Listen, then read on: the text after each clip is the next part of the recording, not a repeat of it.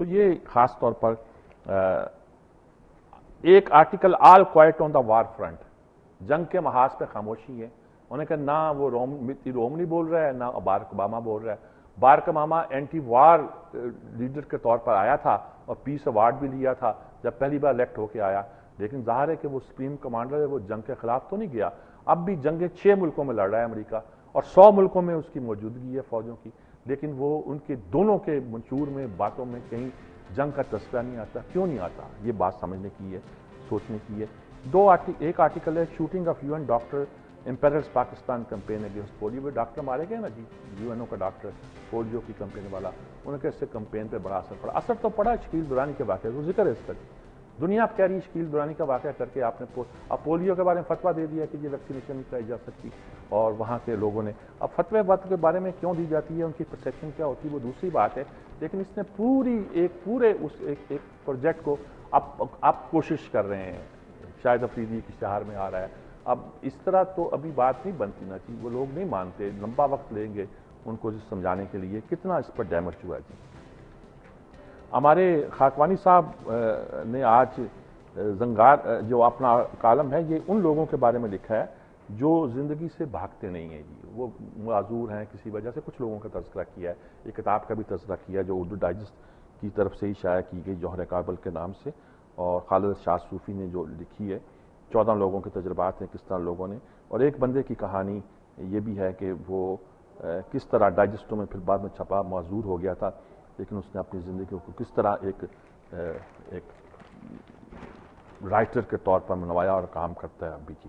یہ ایک قادر حسن صاحب نے تو آج PI پہ لکھا ہے نا جی، اور جو فوجی ایئر فورس کے لوگ آئے تھے توقع کی ہے نئے ایئر چیف سے کہ شاید یہ بھی کچھ کر کے دکھائے جی. خوشی سے مرنا جاتے اگر اعتبار ہوتا. یہ ہمارے آج نصرت جاوید صاحب پھر اسی بات پر آئے ہیں. ISI کا رول 16 سال پرانا کیس چل رہا ہے. سلمان تاثیر نے عمر اصغر خان کے ساتھ مل کر ایک کتاب بھی لکھتی تھی اس بارے میں. اصغر خان نے پھر اس پہ کیس بھی اب کیا ہوا ہے. لیکن یہ ہے کہ بہت سی باتیں جو انہوں نے کہا میرے پاس بھی ایک بریگیڈیئر فلاں زمانے میں آئے تھے اور وہ کچھ معلومات دستاویزات دے رہے تھے، میں محتاط ہو گیا گھر پہ کیوں لے کر آئے ہیں. پتہ چلا کہ ان کے ISI کے والوں سے جو چیف تھے یا کس سے کوئی لڑائی اسی وجہ سے فوج سے نکالے بھی گئے تھے. وہ غالباً اس کا بدلہ لینا چاہتے ہوں گے، لیکن انفارمیشن ان کے پاس تھیں اور پتہ چلتا. اسد دولانی نے بھی جب سعودی عرب کا سفیر بنے تو ان کو جو ان سے حلف نامہ لکھایا گیا اسی میں سارا یہ اعتراف نامہ میں ذکر کر دیا انہوں نے کہ ہم نے یہ پیسے دیے تھے اور اس کی وجہ سے یہ سارا معاملہ ہوا تھا. تو وہ اسی پر تو کیس بنایا ہوا ہے. اور نسیم حسن، اب یہ ایجنسیاں اتنی مضبوط ہیں کہ نسیم حسن شاہ کے زمانے میں سپریم کورٹ نے فیصلہ دے دیا نواز شریف کے حق میں کہ اس کی حکومت کو غلام اسحاق نے غلط برطرف کیا ہے، لیکن اس کے باوجود فائدہ نواز شریف کو نہیں ہوا. بعد میں ان کی حکومت کاکڑ فارمولہ کے تحت چلی گئی.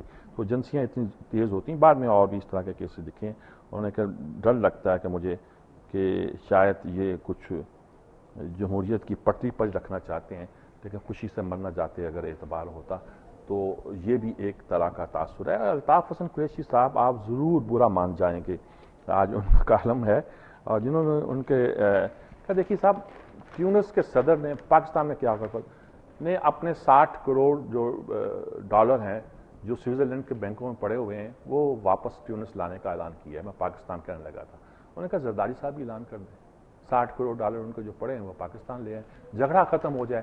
ان کے وکیل نے باقاعدہ بیروت میں اعلان کر دیا آپ بھی اس کا اعلان کریں، اور اسی پر سارا جو ہے نا پھڈا پڑا ہوا ہے. اور لگتا ہے اچھا پھر انہوں نے نواز شریف اور ان کے درمیان جو بات چیت جاری ہے، انہوں نے کہا کہ یہ تاثر یہ ہے کہ نواز شریف باہر ملک سے اس لیے گئے تھے کہ نیٹو سپلائی بحال ان کی غیر موجودگی میں کرتے اور الیکشن کمیشن کا شاید فیصلہ بھی اس وقت ہو جاتا. تو نواز شریف ایسے موقعوں پہ جو ملک سے چلے جاتے ہیں اس سے بڑے غلط تاثر پیدا ہو رہا ہے. ایک معتبر ذریعے نے انکشاف کیا کہ جناب نواز شریف کی سعودی سفارت خانے میں سفیر عبدالعزیز ابراہیم الغدیر سے ایک طویل ملاقات ہوئی، جس کے وہ اچانک عمرے پر چلے گئے جو ان کی طرف سے پیپلز پارٹی کو چیلنجوں سے نپٹنے کے لیے سازگار ماحول فراہم کرنے کے لیے اسٹریٹجک اقدام تھا. تو اس طرح کی بہت سی باتیں بھی اب اس میں آئی ہیں.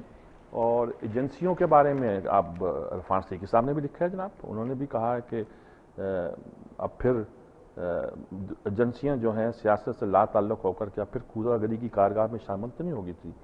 اور شاید وقت ختم ہو گیا جی، ہمیں اب وائنڈ اپ کرنا ہے، لیکن انہوں نے بھی اسی مسئلے پر اس چیز کو لے کے لکھا ہے، پوری تاریخ بھی اس میں آئی ہے کہ نون لیگ کی وغیرہ وغیرہ مقاصد میں مختصر وقت میں خاص طور پہ بات کنوے نہیں ہوتی. اجازت چاہتے ہیں، انشاءاللہ کل ملاقات ہوگی. اللہ حافظ.